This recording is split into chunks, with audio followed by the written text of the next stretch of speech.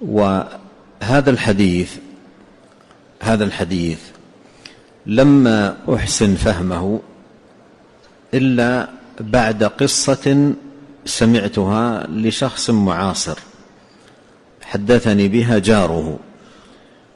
يقول كان شابا هذا الجار ولا يعرف الصلاة ويتعاطى الخمور وفيه من الفساد ما فيه.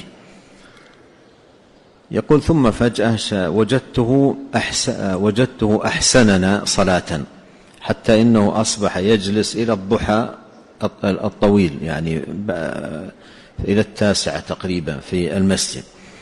فتعجبت من حاله، فقلت ما قصتك؟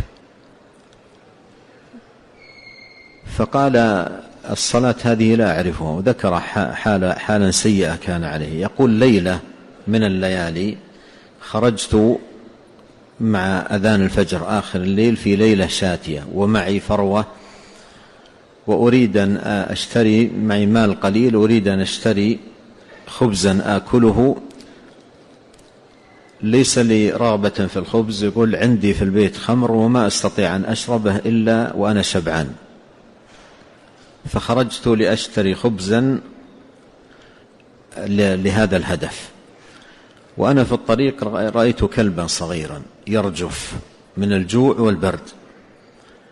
يقول فوقع في قلبي رحمة له، وأخذته في عباءتي فروته ودفيته، وتركت حاجتي التي خرجت لأجلها، واشتريت لبنا وأخذته عندي في البيت وسقيته اللبن، ودفئ الكلب وشبع وبقي مرتاحا، فدخلت ونمت.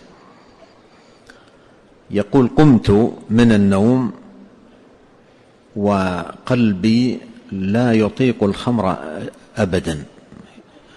يقول نزع من قلبي. هذه الكلمة منها فهمت هذا الحديث، يعني المرأة هذه التي من بني إسرائيل التي كانت تمارس البغاء، الممارسة للبغاء ليس من السهل أن تترك هذه الممارسة في يوم وليلة،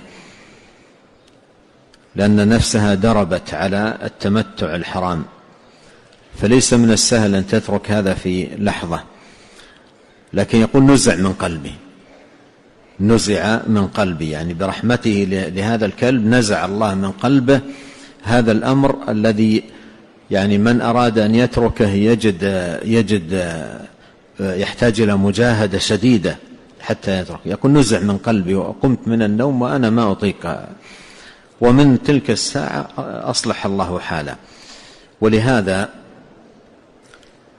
بمناسبة هذه القصة ينصح المبتلى بمعاصي كبار وآثام عظيمة أخذت يعني شطرا كبيرا من حياته وعمره، ينصح حتى لا يلقى الله بتلك المعصية أن يقدم حسنات عظيمة من مثل هذه الحسنات التي فيها رحمة، يعني رحمة بالضعفاء، رحمة بالفقراء، رحمة بالأيتام، رحمة بالأرامل، رحمة بالبهائم. ارحموا من في الأرض يرحمكم من في السماء.